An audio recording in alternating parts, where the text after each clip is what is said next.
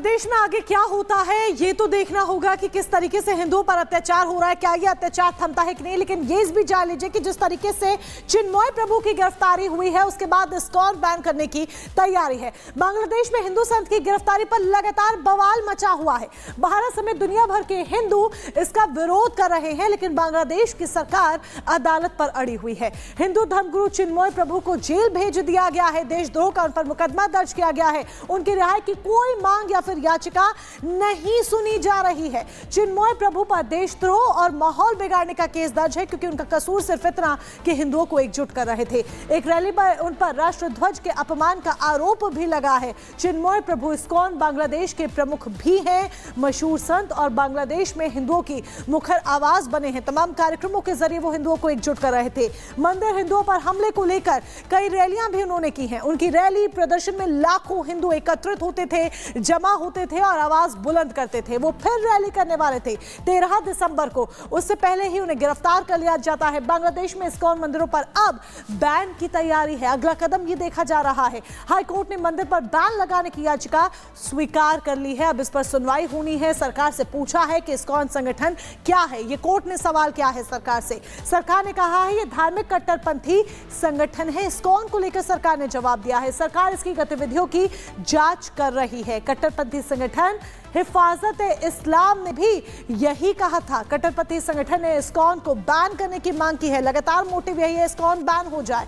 ISKCON Krishna भक्ति से जुड़ा दरअसल एक बड़ा धार्मिक संस्थान है, हम सभी जानते हैं। लेकिन भारत अमेरिका समेत दुनिया में इसकी 1000 से ज्यादा मंदिर है। लेकिन बांग्लादेश में क्या स्थिति हो रही है वो हमारे सामने।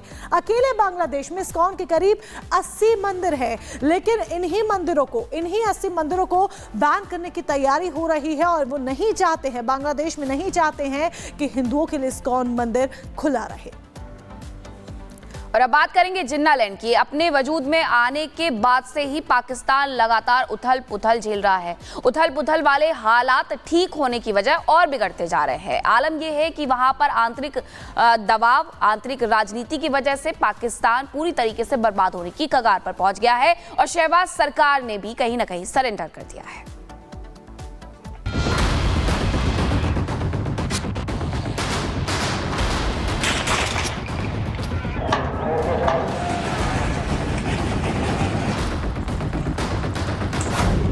क्या खत्म हो जाएगा पाकिस्तान?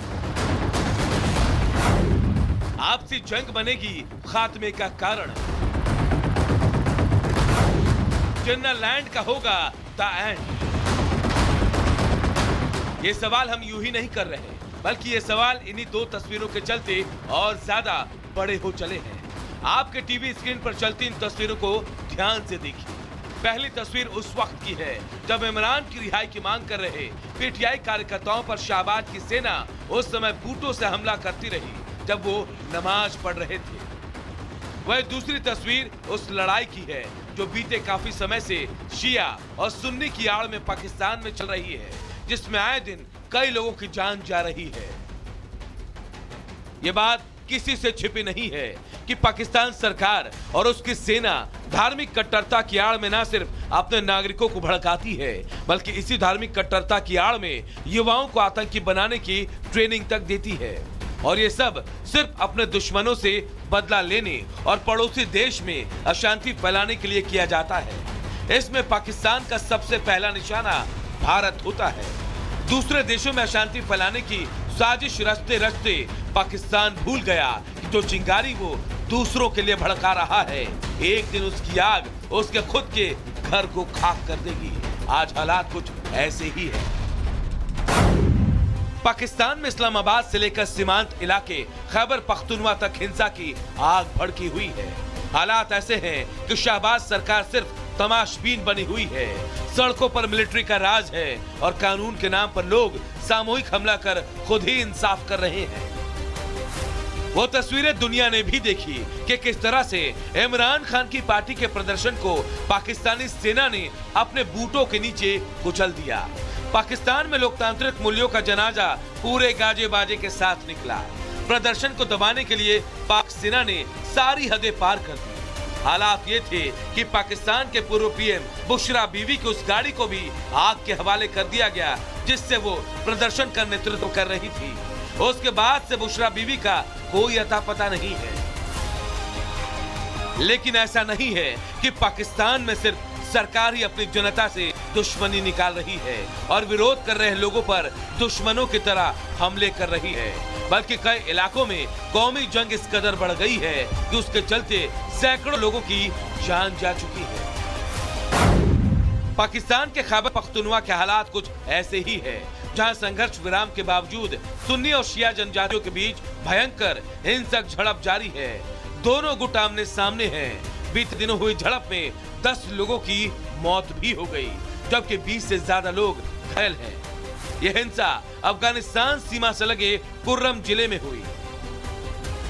इस संघर्ष की शुरुआत तब हुई जब खैबर पख्तूनख्वा के कुर्रम जिले में शिया और सुन्नी जनजाति के संघर्ष में पैसेंजर वैन काफिले पर फायरिंग की गई। ये सभी गाड़ियां एक काफिले में पार चिनार से खैबर पख्तूनख्वा की राजधानी पेशावर जा रही थी। दोनों समुदायों के बीच अब तक हिंसा में लगभग 70 से ज्यादा लोगों की जान चली गई है और सैकड़ों लोग घायल हैं। फिलहाल पाकिस्तान के हालात ऐसे हैं कि उसके पास न शांति है और न ही समृद्धि।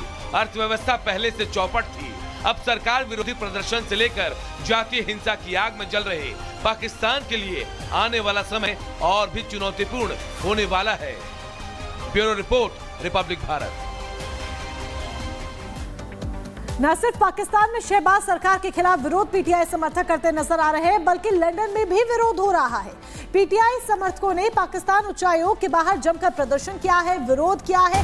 शहबाज सरकार द्वारा जो कार्रवाई की जा रही है, उसका विरोध करते हुए पीटीआई के समर्थक नजर आ रहे हैं और लगातार विरोध प्रदर्शन कर रहे हैं।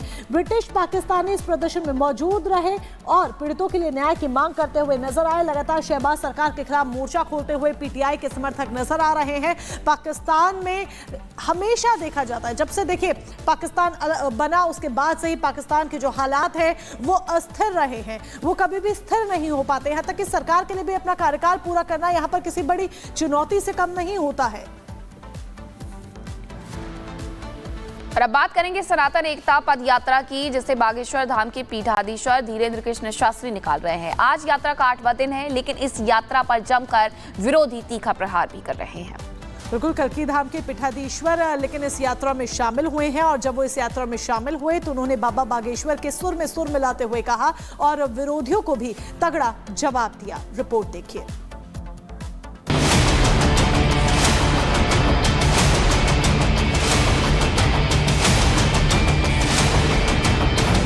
सनातन पर हो रही इंटरनेशनल साजिश। ये एक इंटरनेशनल साजिश है कि सनातन को कमजोर किया जाए, सनातन को तोड़ा जाए, सनातन को खंड खंड किया जाए। बात के बाद बांग्लादेश को देना है जवाब। हिंदुओं की रक्षा करने के लिए, सनातन की रक्षा करने के लिए बांग्लादेश को सही सख्त भाषा में समझाने की जरूरत है। वर्शिप एक्ट पर भी सवाल। वर्शिप एक्ट इसलिए बना ताकि 47 से पहले जो गुनाह हुआ है, हिंदुओं को बंटने से रोकना है। एक तरफ जहां देश भर के हिंदुओं को एकजुट करने के लिए बाबा बागेश्वर यात्रा निकाल रहे हैं, तो दूसरी तरफ सनातन विरोधियों को ये रास नहीं आ रहा। वो इस यात्रा के जरिए सनातन पर हमला बोल रहे हैं। बाबा बागेश्वर के साथ साथ यात्रा में शामिल हो रहा हर शख्स, चाहे वो नेता हो या फिर अभिनेता, संत हो या फिर आम इंसान, अब इन विरोधियों को जवाब भी दे रहे हैं। इसी कड़ी में कल्की धाम के पीठाधीश्वर आचार्य प्रमोद कृष्णम भी इस यात्रा में शामिल हुए, जहां उन्होंने कहा कि सनातन को कमजोर करने के लिए इंटरनेशनल साजिश रची जा रही है। देखिए, भारत एक सनातन राष्ट्र है। अगर सनातन की यात्रा भारत में नहीं चलेगी तो कहाँ चलेगी? पूरी दुनिया में सनातन को मिटाने की साजिश हो रही है। बांग्लादेश में सनातन पे हमला हो रहा है, कनाडा में सनातन पे हमला हो रहा है।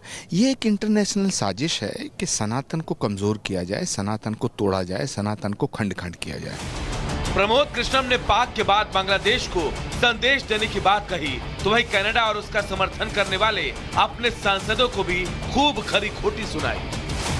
देखिए, जिस तरह से पाकिस्तान के साथ पाकिस्तान को मुंहतोड़ जवाब दिया नरेंद्र मोदी की सरकार ने, उसी तरह हिंदुओं की रक्षा करने के लिए, सनातन की रक्षा करने के लिए बांग्लादेश को सही सख्त भाषा में समझाने की जरूरत है।